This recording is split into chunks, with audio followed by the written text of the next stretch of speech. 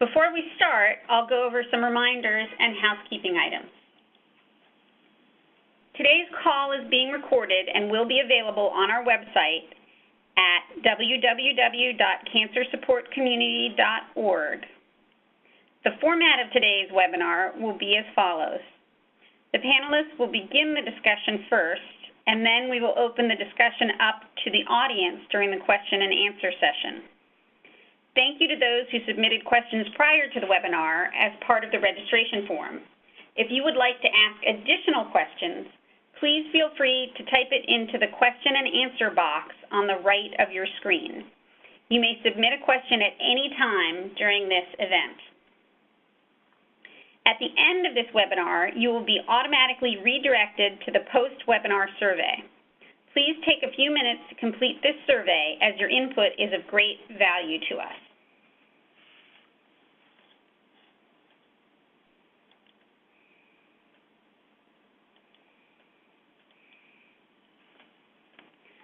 I would now like to introduce the Cancer Support Community, which is the largest professionally led nonprofit network of cancer support worldwide. CSC is dedicated to ensuring that all people impacted by cancer are empowered by knowledge, strengthened by action, and sustained by community. We offer the highest quality social and emotional support through our affiliate networks, as well as online or over the phone.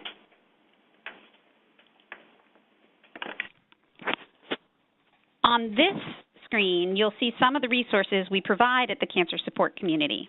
The first one there is the Cancer Support Helpline, which is staffed by licensed professional counselors who are available to assist you Monday through Friday, 9 a.m. to 9 p.m. Eastern Time. We also have our Open to Options program, which is a research-proven program that can help you prepare a list of questions to share with your doctor. We also have our Frankly Speaking About Cancer program, which is CSC's landmark education series, which provides trusted information on a variety of topics important to people affected by cancer. Information is available through print and digital publications, online, and in-person programs. I would also like to introduce our Cancer Experience Registry, which is a program of CSC and a place you can go to make sense of your cancer experience.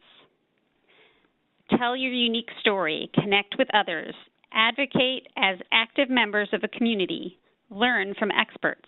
For more information on this registry or to enroll, visit www.cancerexperienceregistry.org. I would also like to take a moment to talk about our grassroots movement, which helps ensure that people touched by cancer have access to quality, comprehensive cancer care that includes social and emotional support. Again, if you'd like to learn more about this program or to sign up, visit our main website at www.cancersupportcommunity.org. I would now like to introduce our speakers.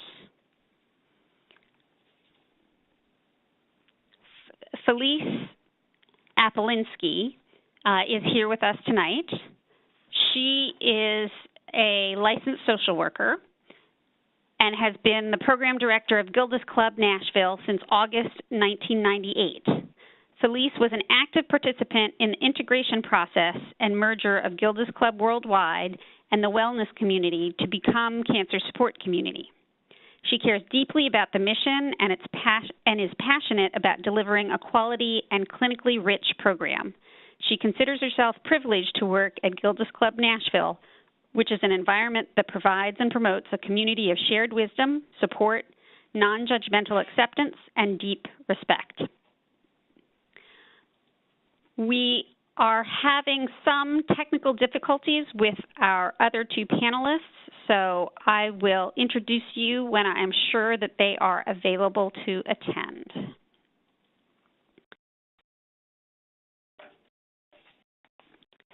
So Felice, I'm going to turn these next slides over to you. Great. Good evening, everybody. So tonight's topic is coping with uncertainty, which is of course, goes hand in hand with a cancer diagnosis. There is obviously an emotional component to being diagnosed with cancer or to having a family member or friend diagnosed. It can be emotionally overwhelming. There's certainly uncertainty, unpredictability, all of which is incredibly difficult. Feeling like you have very little to zero control can be incredibly unsettling. And really, in my experience over these 18 years at Gilda's Club Nashville, in many ways, the uncertainty is actually the hardest part of living with cancer.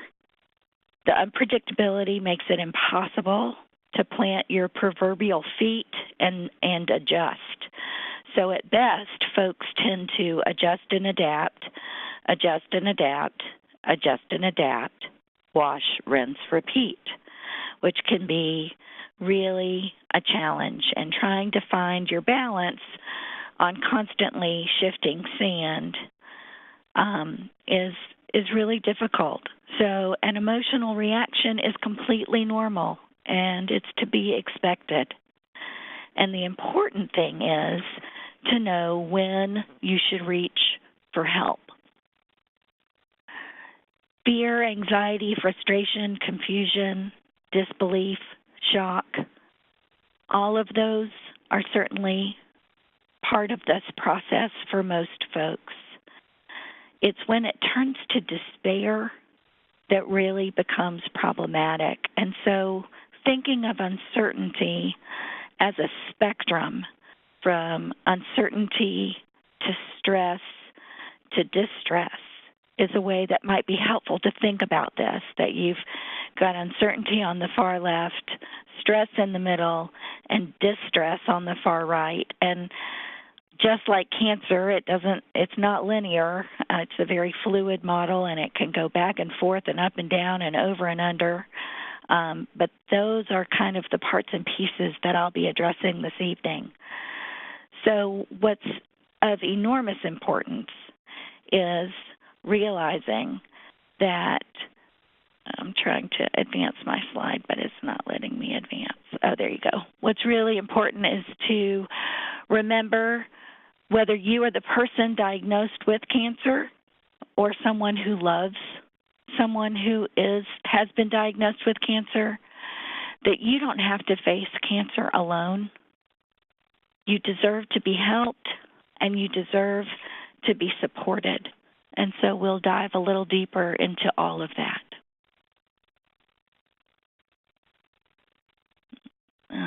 There you go. So what about the uncertainty? Why does that even exist? And I know I'm preaching to the choir. When I was diagnosed with cancer, these were certainly some of the things flying through my head. And having been in the company of people impacted by cancer over the last 18 years, these are very common reactions and questions that immediately go flying when you hear those words, "You have cancer," or when you hear that your loved one has cancer. So things like, what happens now? And is this my fault? What did I do? What didn't I do? What should I have done? What should I do now? How in the world am I supposed to make sense of this new language? The medical speak is not something that most people tend to be terribly comfortable with. How do I make a treatment decision? What will that treatment be like? How will it make me feel? How will all of this impact my children and family and other relationships? How will my body look? And how will my partner or spouse react? Things that are additional stressors, how is this going to impact my work and my finances? If I get through the first diagnosis, will my cancer come back? What if this treatment doesn't work? And am I dying? And those are just top of mind and easy handful of questions that tend to be a part of this process, which is why this is such a stressful, difficult time and why there is obviously an emotional response when diagnosed. So, it's really important knowing that there's all these transitions and adjustments to make, and that there's transitions and adjustments every time there's new news, even when there's good news. It's adjusting and adapting and transitions. So the question really is, what's a natural temporary adjustment reaction versus when do I need to reach for help? And what about in between those two places? So of primary importance, if you begin to feel suicidal at any point, you need to seek help immediately. You call 911, or you call a 24/7 crisis line that you may have locally, or you go to your local emergency room, or you call your police or fire department.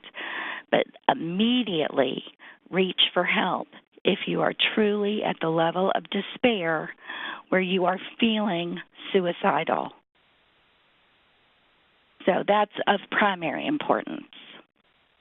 If you are less than that, which most people are, there are many questions for you to consider as you decide, when do I need some additional support and some additional help to help navigate all of these transitions and my emotional response to the uncertainty?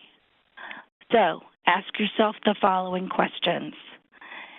Am I having crying spells that seem to come out of nowhere that I can't control? Are my emotions in control of me rather than my being in control of my emotions? Have I lost interest in things in life that I used to find pleasure in? Have I stopped looking forward to events and occasions that used to bring joy? Do I find that I'm too tired to participate in the things that I'm passionate about? And have I lost interest in generally most things? How's your sleep? Are you having excessive trouble sleeping? Or contrary to that, are you finding that you are head under the covers almost all of the time and oversleeping? Are you overeating? Or conversely, have you lost your appetite? Do you find that you are having terrible difficulty remembering, concentrating, or making decisions? Do you find yourself feeling irritable and grouchy, guilty, or helpless? Have you stopped reaching out to those people that you consider friends and family?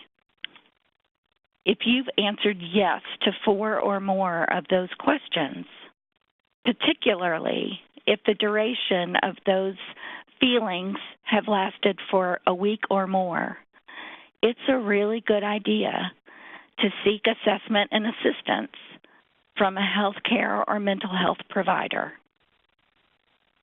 So that should give you some frame. There is no shame in discussing emotional symptoms and challenges with your healthcare team. Many oncology practices these days recognize the distress and the emotional response and the emotional impact of being diagnosed with cancer or loving someone who has been. And most practices, well, maybe not most, but many, have on board either clinical psychologists, psychiatrists, or palliative care specialists as member of your team. And you can easily, if you speak to your healthcare provider, you may want to inquire about having a referral to one of those team members so that you can also address the emotional needs along with the physical experience of cancer treatment, surgery, and all that might be coming your way. So there are a number of things, number of interventions that have proven relief for when someone is trying to cope with the uncertainty, the stress and distress of a cancer diagnosis. And this is just a sampling in no particular order. Support groups can be incredibly helpful, as can peer-to-peer support. Individual, couples, or family therapy or counseling can also be helpful. Spiritual guidance for many can be helpful. Pharmacologic intervention, meaning medicines that are antidepressants, anti-anxiety, combo drugs, those are certainly also a tool available to you to help manage the uncertainty and the emotional impact. And then there are integrative approaches that are becoming really more and more accepted in the practice of oncology, be it acupuncture, meditation, deep breathing, yoga and movement, and we'll talk about a little bit more of those possibilities as well. So for some people, it's one of those choices. For others, it's a combination of all of the above. There is no cookie-cutter answer for everyone. You are a unique individual, and what helps you may be different than what's going to help the person next to you. The key is to think about what might be available to you to help you navigate all of this. So finding a counselor or a therapist can be a challenge for some, and so I'm often asked, how do I find a good therapist, whether it's for individual counseling, family therapy, or couples work? Because as you all know, the diagnosis impacts everyone. So it's not just the person with the diagnosis. It impacts everyone who loves and cares about that person, and everybody in that system, including if there are children and teens in the family, deserve additional support. So how do you find a good therapist? One way is to request a referral from your healthcare team. And communication between, I'm hearing a lot of noise. Communication between your healthcare team members and all of those professionals is going to be really important. So having your healthcare team looped in and helping them guide you towards finding a therapist can be incredibly helpful and important. I suggest you seek somebody with experience in oncology and experience in grief and loss. And grief and loss isn't always about death. Every change is a loss, and every loss creates grief. And so to be with a clinician, a counselor who has really got some great experience in helping people navigate grief and loss, that can be incredibly helpful for you. The relationship that you have with your counselor is something that only you intuitively are going to know if it feels like a good fit. They need to be somebody that you can speak to easily. May take a little while to get used to that process. It's not easy to unpack your bags in front of a stranger, and that's really what that initial feeling in a counseling relationship can feel like. But so give it a little bit of time, be a little bit patient. But the important thing is to gauge, is this person easy for me to talk to? Do I feel heard by this person, and do they engage me in a way that's comfortable? For some people, it's also important to meet with somebody whose style includes providing some kind of homework or extra reading or things for them to take away and think about and chew on in between appointments. So all of those tips and tools, I think, are important to consider as you enter into a relationship with your therapist, because they will be a really important part of your team. Another, a really great tool for finding a good therapist is the Psychology Today website, and the link is on your screen. What I like about this website is that it tends to have photos of the different practitioners, and it's got profiles that each practitioner writes themselves about their approach and their style. Many therapists on the Psychology Today website will have an email or phone consultation with you for free, so that you can kind of feel them out initially to see if it's going to initially feel like a good fit. That you also can filter those therapists from what kind of insurance they accept and what their location is, the age of that person, what kind of fee structure they have if they don't accept insurance, and what their style is and what their specialties are. And so that website is free for you to use, and I've just found it to be an incredibly helpful tool for a lot of people. Also, referrals from friends and cancer support group members is a great way to find good therapists.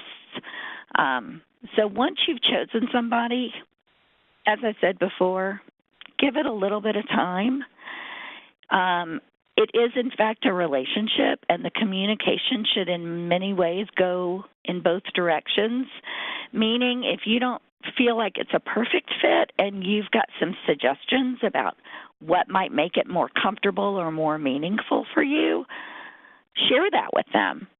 Let them have an opportunity to meet your needs. And if that still doesn't feel right for whatever reason, then try the next person.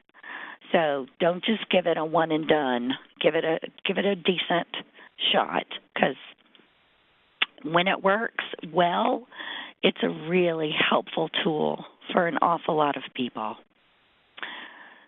So let's talk a little bit about joining a support group. And when I talk about this, I'm really hoping that the folks who are listening to this webinar are both people with the actual diagnosis and people who care about someone who is impacted by cancer. So there are really wonderful support opportunities no matter what role you play, whether you're the caregiver or provider, partner, spouse, or friend, or you are the person with the diagnosis. So support groups can be incredibly helpful in numerous ways, and there's a lot of empirical evidence about that. It reduces isolation and aloneness. It reduces a feeling of hopelessness, and it can really increase that feeling of control. And so those are empirical evidenced results and measures of how people have found support groups to be helpful. You may be one of those lucky people in the world who have great support from friends and family. I can tell you from my experience, there is an additional level of very unique support when you are in the company of other people who are currently in a very similar situation. Other people who are living with cancer, other people who are loving someone living with cancer.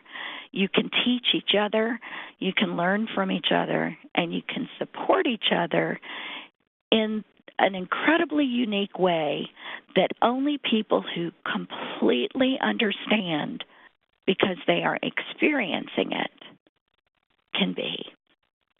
So if you're not a quote-unquote group person, which a lot of people feel like they aren't, there are also some fabulous organizations that provide peer-to-peer support.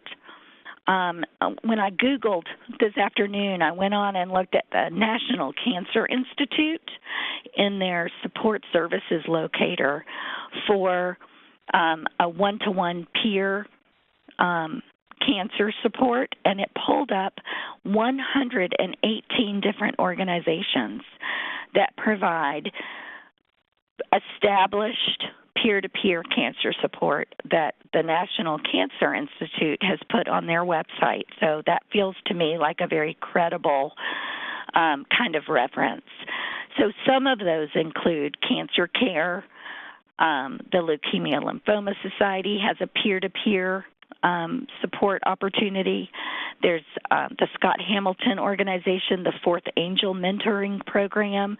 So these one-on-one peer supports provide support either over the phone or via email, and they tend to match you with someone with a similar diagnosis, a similar stage or prognosis, a similar caregiver, so that you can really get that connection with someone who is a couple of steps ahead of you, so that they can mentor you and support you through whatever is coming next. So, the other benefits of support opportunities, whether this is one-on-one or in a group, it helps normalize and manage depression and anxiety. I can't tell you how many times people have said to me, I feel less crazy when I am in the company of other people who are living with cancer. They validate my emotions. They validate the thoughts that I am otherwise afraid to even verbalize. And just feeling, quote unquote, normal is a gift. It also provides a safe place to discuss things like body image and intimacy challenges and relationship issues, parts of the cancer experience that a lot of people don't find safe places to speak about.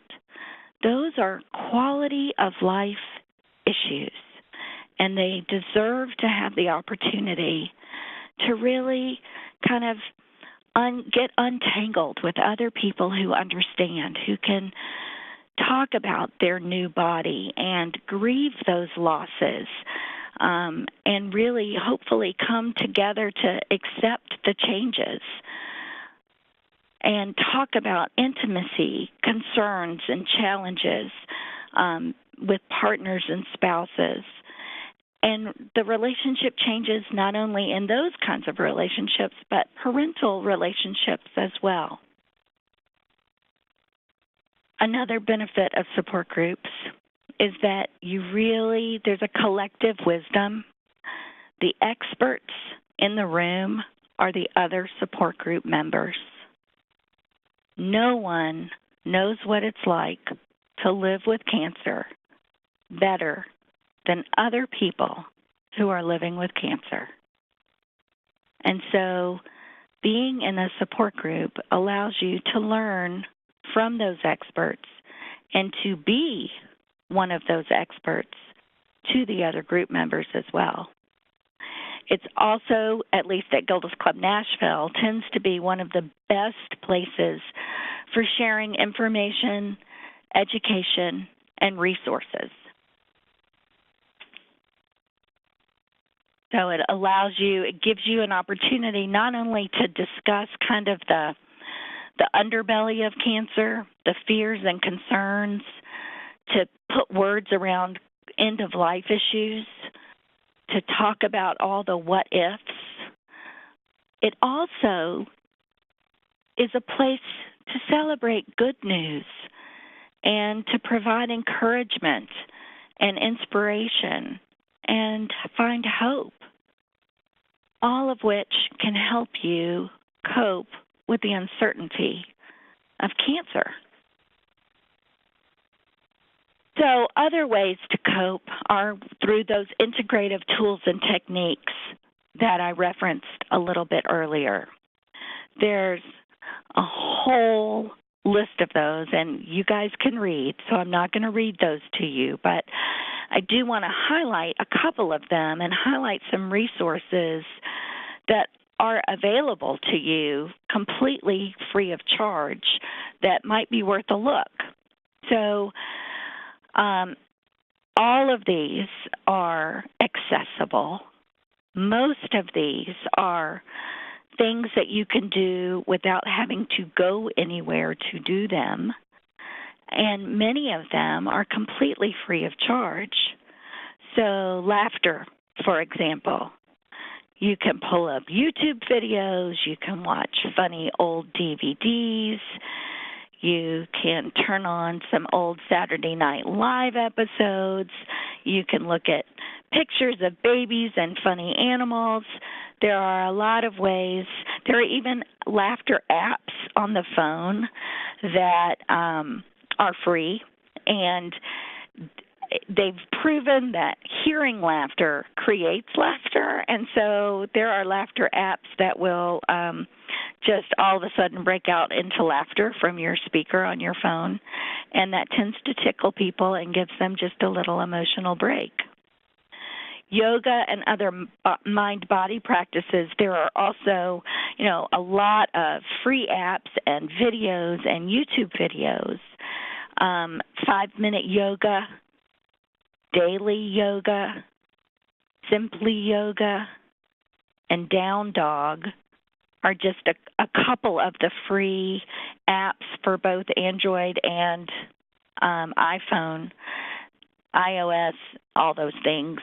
And those apps are free. And if you just Google free apps for yoga and mind-body practices, a whole bunch of them come up with ratings and such. Same with deep breathing techniques and mindfulness. When I Googled mindfulness apps, there was a great article about the best free apps in that space. And to name a few, there's one called Take a Break. There's another called Headspace.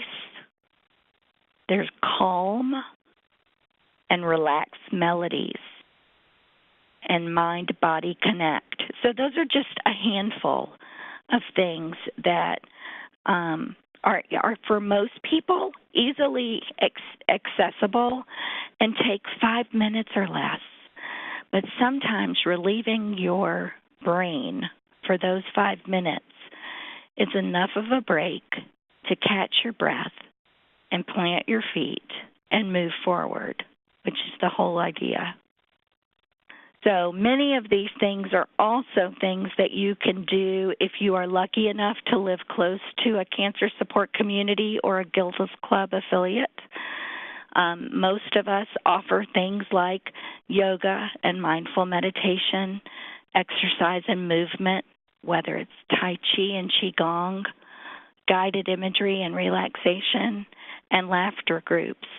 There are also many cancer support communities and Gilda's Clubs that offer journaling and creative writing and other expressive arts classes. And everything we all offer is also provided completely free of charge. So remember, living with advanced disease is really no longer a death sentence. It used to be, back in the day, that if someone was diagnosed with a late-stage disease, they were given a matter of months, if they were lucky, as far as life expectancy. And the tide has really turned for most people in that through clinical trials and immunotherapy and new discoveries, the landscape has really changed. And many people are living chronically with cancer, which in many ways is great and wonderful, but oftentimes, and in my experience, really difficult. The longer it goes, the harder it gets. And for people not living with cancer, they sometimes don't understand that. Living with uncertainty is exhausting. And then you add in a little touch of guilt because you feel like you should feel lucky that you're alive or that others have it harder than you do. So you stir in a little bit of guilt, and then it's even more draining. So oftentimes chronic cancer has really become training for a marathon instead of a sprint, which is difficult. Living with the impact of cancer doesn't end when treatment does, and people who haven't experienced it oftentimes don't understand that either. They figure when you've got hair, you're doing just fine and you must be well, and that's just not necessarily the case anymore. There's a lot of treatments that continue that don't look like Hollywood cancer anymore. But there's also, for those who do reach a place of stable disease and are able to be post-treatment for any period of time, there is that heaviness of wondering if it's going to recur, and there are late effects from the treatments that you have been through already, and there are emotional ramifications to all of that, including survivor's guilt as well. So learning the techniques and utilizing some of the tools that I've been speaking about to live with uncertainty can really benefit you forever. I feel like it's important to remember this little cartoon where Charlie Brown says, "Someday we will all die." And Snoopy says, "True, but on all other days we will not." So what that means to me is there's a lot of living to do. Even if you are moving to end of life, I encourage you to find joy as a part of your day, or to find something that makes you laugh, or you recalibrate your hope. There's always something to hope for, even at end of life, whether that's hoping that relationships will mend or hoping for a comfortable, pain-free, dignified death. There's always something, hoping that you've left good memories behind. Always something to hope for. So I hope that you'll set small goals and that you'll set things to look forward to. And remember to practice self-care and to be gentle with yourself and to reach out to others, because you don't have to do this alone. So lastly, I will leave you with the slide that is Gilda Radner, the muse of Gilda's Club. And that quote says, "While we have the gift of life, it seems to me the only tragedy is to allow part of us to die, whether it's our spirit, our creativity, or our glorious uniqueness." Thank you. So, Claire, I'm going to pass it back to you. Great. At this point, I would like to introduce our second panelist, Elisa Corcuera. Elisa has a journalism degree from the Catholic University of Chile and Masters of Environmental Planning from Arizona State University. She's the head of projects and public relations at Catalapi Park Environmental Research and Education Station in Patagonia, Chile. She is also a member of the World Commission of Protected Areas of IUCN and co-founder of Catalapi and Ahuenco Parks. She was the founding president of Chile's Association of Private and Indigenous Parks Network, ASI Conserva Chile. She was diagnosed with breast cancer in 2008 and metastatic recurrence in 2011. She underwent surgery, radiotherapy, hormone therapy, and chemotherapy until March of this year, 2016, when she moved to the United States to participate in a combination immunotherapy clinical trial. She is currently in her 4th month of immunotherapy treatment. And Elisa, I'm going to we're going to go ahead and move the slide forward and turn it over to you. Well, I'd like to say hello to everybody who's listening first, and maybe as a starter, just comment on that little Snoopy slide that Felice had up there, which I quite love, actually, because where Charlie Brown says, we're all going to die someday. I think that goes very much to the heart of what I've felt in my experience, which is I am now one of those people who's living chronically with cancer, have done so for many years now, and have had to continue living and dealing with the anxiety and the uncertainty and keeping alive in spite of it. And I think one of the things that has helped me the most was coming to that point where you really, truly face and accept that we're all going to die. And we're all going to die pretty soon, but not today. And because even if it's 2 years, 3 years, 20 years, or 40 years from now, that goes in a wink of an eye. All you have to do is ask any old person. They'll tell you the same thing. Their life flew by.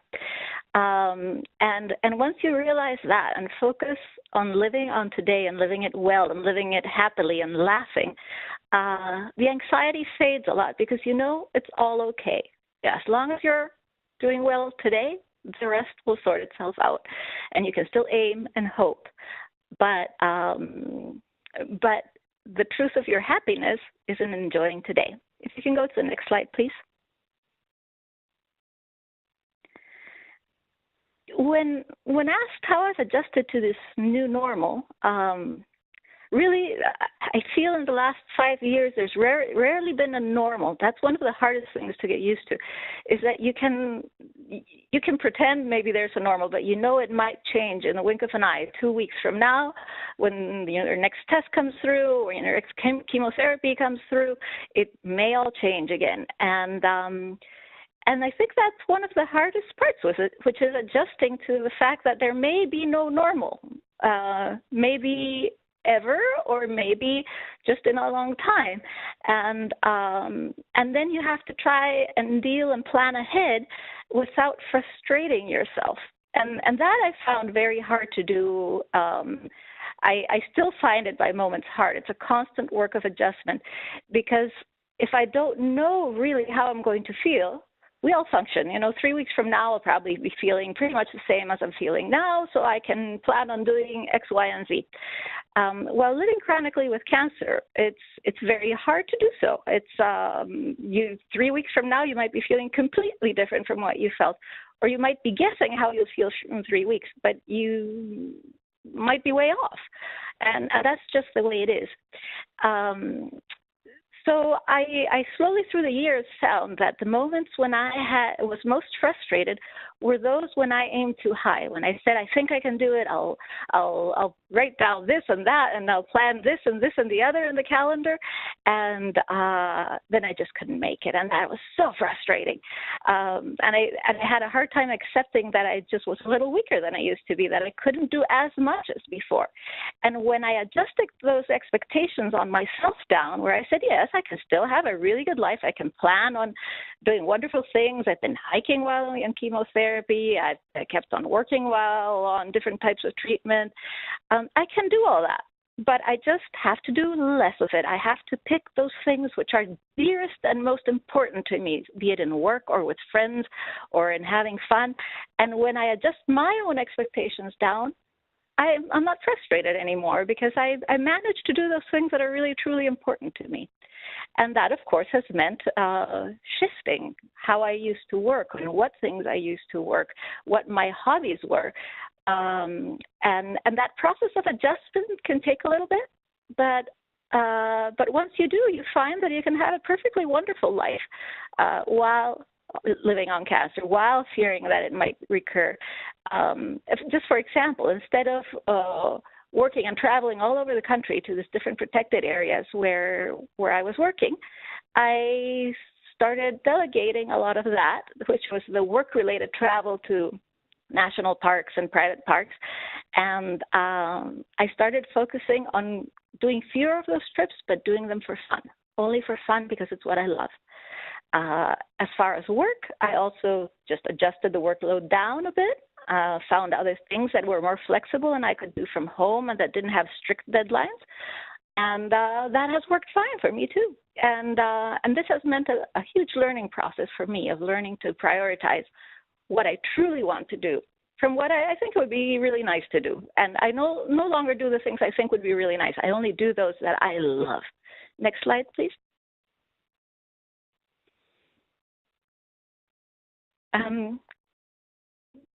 And I think I've been talking a little bit about this. How do you deal with this unknown? How do you let it not get the best of you?